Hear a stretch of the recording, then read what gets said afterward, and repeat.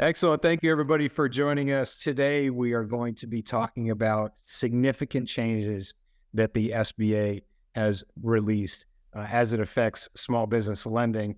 And it's very interesting to see how this comes together, because I think this is going to really create some opportunities for people that maybe didn't exist before. I've got with me today two experts in our industry. One of them, Brandon Bolen, he represents Live Oak Bank, head of service contract and lending. Brandon, thank you for joining us. Next to him, we also have Patrick Lange. Patrick is the owner of Business Modification Group, the premier business broker for the HVAC industry, and that's all he specializes in. So, gentlemen, thank you very much for joining us. Brandon, I'll start with you. Can you give us a high level? What are these new SBA changes? Yeah, happy to. So about a few months ago, the SBA, every few years, they like to review their program and implement changes to oftentimes the credit requirements that banks implement when they are looking to provide a customer an SBA loan. Because the mission of the program is to put capital in the hands of business owners or prospective new business owners so that companies can be maintained and grow and add jobs to the local community. So the SBA is always looking for ways to make the program safer in terms of protecting the guarantee program, but also adjusting hurdles so that potential new owners or existing owners are able to access capital easier than they may have been able to in the past, while banks can still make good, solid loans to businesses that are going to be able to repay them back. Because that's our goal always, is to be repaid and help business owners grow. And so there have been there's been a lot of different changes, but really some of the key ones that are going to impact the listeners to our call today are going to start off with probably the most impactful one is the adjustment to the down payment requirement for acquisitions. So it's still 10% down, where a customer or a customer plus seller has to put 10% down, where if it was $1 million purchase price, buyer of a heating and air company would have to put $100,000 down, and the bank would finance $900,000. That has been adjusted now to where the seller can actually make up a larger portion of that 10% down, so that the buyer may not have to come up with as much money to put down. And there's been two key changes there, or two scenarios now that are possible. The first one is where the buyer can come up with as little as 2.5% down of the purchase price if the seller is willing to hold a seller note for that other 7.5% portion. So think 2.5 plus 7.5 equals 10. As long as that seller note is on standby for at least 2 years, which means there's no payments can be made to the seller over those 2 years. Interest can accrue, but it can't be repaid until those 2 years are up, in which the buyer can then repay the seller over time. And while we're doing financial analysis, we make sure that can be repaid. That is one route. And so in the past, the buyer at least had to come up with 5% down, which now you're seeing it be 2.5%. So that's a lower hurdle to being able to buy a business. And then on the second scenario is where if the seller is willing to hold, it can be up to the full 10% down payment requirement in the form of a seller note, where they are just getting paid interest-only payments during the life of the SBA loan. So essentially that principal balance is outstanding. The seller hasn't been repaid, but once the SBA loan is paid off, the buyer can then repay that seller note.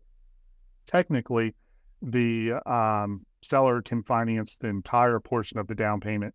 But most banks are probably going to look for some skin in the game from the buyer regardless. They probably won't allow the seller to finance the entire down payment. But that's kind of how we approach it as well. So what you're seeing overall is a lower hurdle for buyers. And some other important changes were that now, in the past, sellers had to be completely out of the business. If you were selling your stake in the company, It had to be 100%, and you could no longer be an owner. The SBA is now allowing for owners to stay on as a percentage owner in the business.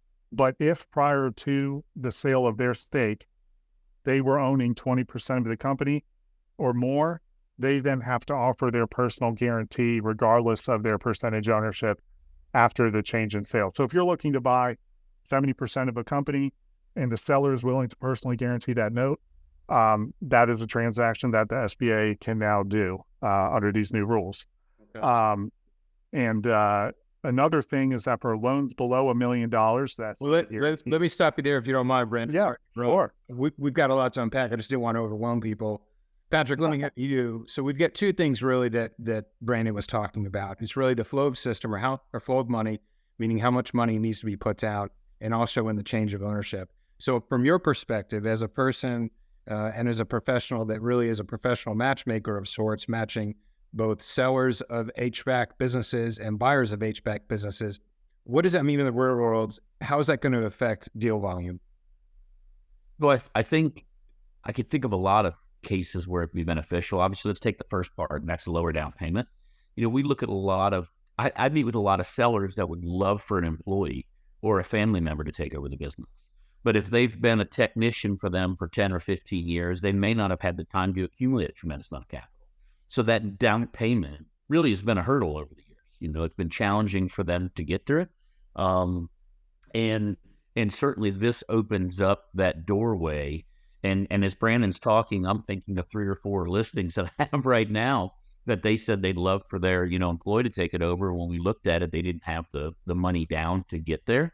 And now certainly there's an opportunity. So I think that's a huge thing, both just employees and family members as well. Once again, we transition a lot of businesses, and I know Brandon at Live Oak helps with a lot of those transitions for sons and daughters and son-in-laws and daughter-in-laws to take over family businesses, and they haven't accumulated $1 million that they can put down, or to buy a business. So this is an incredible opportunity to continue that family legacy, keep it in the family, separate the risk, which is something I preach about a lot. I always say selling a business to family, I think, is incredible. But if you're holding the note and they're not making payments, it makes Christmas tough, right? Your son comes over and hasn't been making the payments. It's a bad scenario to be in. So separating that risk to the bank, which the bank and SBA is willing to do. So I think that's an incredible opportunity. I think it opens it up to more buyers. It helps us from a deal flow standpoint, and once again, helps specifically for those strategically looking to keep it, I'm going to say, in the family, but it might be a long-term employee or a key employee. So I think that opportunity is incredible. The second part about the owner remaining, if I understand that correctly, and Brandon clarified if I don't, in that scenario, if they were to sell and maintain some ownership, it's irrelevant of how much ownership that they maintain. If they were 20% owner in the past, they've got to personally guarantee that new note. Is that accurate? That's accurate. Yeah. Yeah. So I think that part, I think a lot of people are confused about that. So I talk to a lot of buyers on a day-to-day basis that are calling me. And one of the questions I always ask is licensing. Obviously, we're in a business that most states require licensing. And the SBA is going to want to know, they're going to want to get paid back. In order to get paid back, you have to have a license. And so that's one of the first hurdles that we look at when talking to buyers. And I think some buyers have not got clear information on that rule, because obviously if you put yourself in the seller's shoes, are you going to personally guarantee a loan to a complete stranger? I mean, that's kind of a big ask.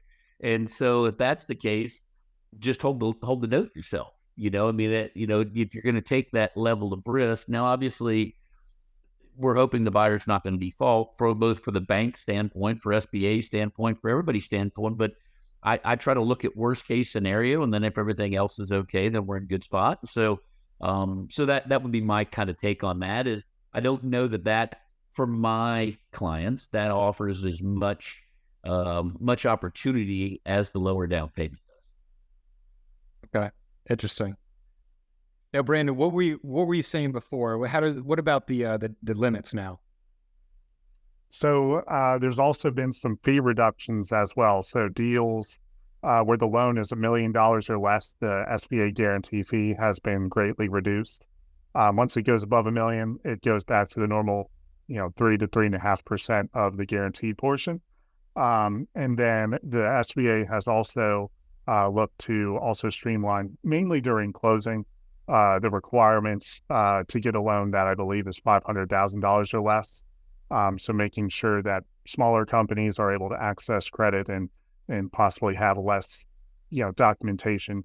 But all of this it's still, making sure it's buttoned up. It's a good deal. The business, bank, and customer are all secured, but there have been some hurdles that have been reduced that people, I think, I won't bore people with all of the details, but people will find access to financing at those loans maybe a little bit easier. And then in terms of, those are probably the main items that really impact our heating and air, plumbing customers, et cetera. But the other items that might impact it, are really around life insurance. So life insurance used to be a requirement on these deals. So that's, in terms of a buyer, most of SBA loans, which is the beauty of them, is that they don't have to be fully secured by collateral or hard assets.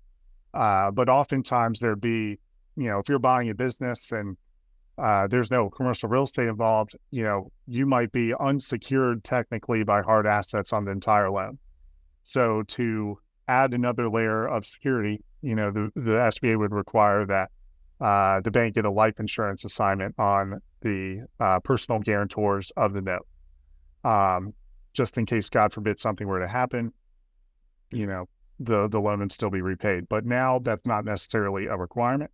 I think most banks, or at least us, and oftentimes will still take the prudent approach of requiring it. But it is something that isn't a requirement all around. So that's a different change. So those were the big things that I think impact, us and what we do. Okay. So if the process has been streamlined and potentially life insurance doesn't have to be acquired, I would imagine that would speed up the process too. We know speed is important in putting deals together, isn't it, Patrick? Absolutely. Yeah. Anything we can do to get it across the finish line. Obviously, all of our transactions that we've done with Live Oak have been fantastic. And we all know we're racing to the finish line, right? At the end of the day, we're here to get the deal done for everybody. And yeah, I think any hurdles that we can take out of the way are going to be beneficial, both from a buyer and seller perspective, right? Sellers wanting to sell and every day is nervous until you get to that closing table, and buyers want to buy. And there's a lot of outside influences that are going on during that period of time. And on my side of the business, they always preach time kills all deals, and so anything you can do to speed that up and help everybody get to where they want to be, I think is beneficial for everybody involved. Yeah, certainly. Brandon, anything else you think we need to know? I mean, maybe I'll ask you this: if you could look into your crystal ball, I mean, where does it go from here? Yeah, I think anytime rules are changed, people have to learn about the new rule changes. And for customers who have spoken to us in the past and maybe don't follow us as closely on LinkedIn and happen to see the rule changes, it's good that if you are interested in acquiring a business and haven't heard about the rule changes yet, I think it's always important to call, Patrick up, because he knows what's going on, or myself, and talk about what you're looking to do and learn about any possible rule changes that could impact you. But, I think with the goals of the program, it's always to increase more deals to people and put businesses in the hands of new, great business owners. And so I sure hope that with these changes, it will help people achieve those goals. Great. And Patrick, if somebody is interested in purchasing or interested in acquiring an HVAC business, how would they begin the process, whether it goes through SBA or not? Yeah, absolutely. I'm happy to help any way I can. They can visit my website, businessmodificationgroup.com. We put a lot of information through YouTube and LinkedIn and Facebook. So to reach out, call me directly. I'm happy to answer any questions they have. And one of the things, Brandon's been a great partner of ours. We send a lot of business back and forth. And one of the things I do a lot is when people call me with SBA questions, this is constantly evolving. And I'm not an expert, and he clearly is. So my advice would be, if you're looking at the SBA side or considering lending, reach out to Brandon and his team directly. Everybody there, true professionals, know what's going on. You can hear it directly from them instead of speculation. One of the things I find is people hear bits and pieces of these changes that are taking place, and that's why I was so excited to be able to do this today. I've had a lot of calls this week alone of people that heard part of changes that were going to take place and maybe didn't hear the full conversation or didn't hear the full rule. And they're spending time, investing time, looking at businesses, doing research, doing due diligence, when they may not be able to get the deal done because they don't understand what the real requirement is for FBA. So my advice would be get in touch with Brandon and his team, ask them the questions, let them explain to you exactly how it works for you, not in general, not for your neighbor, but for you. And then we'd love to be able to help you do an opportunity. So I think I appreciate Brandon taking time to jump on and explain it. It's been some of the stuff I'm sitting here taking notes as we're doing this. Some of the things he said I was incorrect in and didn't understand. And now I've got some clients to reach back out to. So I appreciate everybody having us on and for Brandon doing it. And I would strongly recommend you reach out to both of us. That's wonderful. There is one more question that I have for you that I think is important. Now, most of this conversation has been around business lending and borrowing, right? But this has to have an effect. What does this mean for sellers of HVAC businesses, Patrick? Well, like we had said, especially for the ones that want to take it as a whole, a lower down payment is better, right? There's more buyers who can come to the table and potentially get a deal done. So from a broad standpoint, I think it's good news for everybody, right? The SBA is trying to put more hands and more money in the hands of people. And I think that's a great thing. But for me, I just think there's so many people that I talk to, and I always ask, is there somebody on staff or a family member that, you think would do a good job taking over the business who would like to do it? And they've always said, yeah, but I've got this person or that person, but they don't have the money. Well, what an incredible opportunity where somebody that's loyal, who's been there, who's taking care of the customers, who's been part of the family or potentially is family, to be able to do that, in addition to everybody else, right? I mean, at the end of the day, we're here to help people buy and sell companies, but to be able to continue that legacy in a personal matter, to me, is incredible. Yeah, that's right. Well, gentlemen, thank you very much. I'll leave it with this. We'll certainly put your contact information on the screen. But Brandon, go ahead and give us your website address and your email, if you would. Yeah, so our website address is liveoakbank.com, and you can go to the HVAC industry tab and fill out a web lead form to get in touch with myself or our other lenders on our service contractor lending team.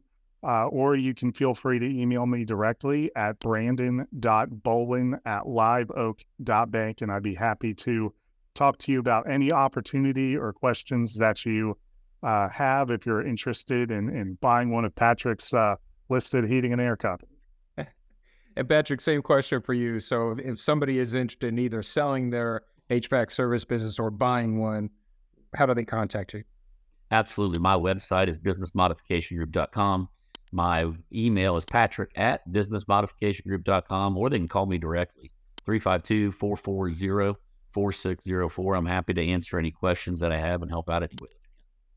Well, sounds good. Well, thank you guys very much. The phrase that the only constant is change comes to mind, right? And there have been changes before with SBA regulations, and there certainly will in the future, but that's how it is today. So thank you very much. We'll see you soon.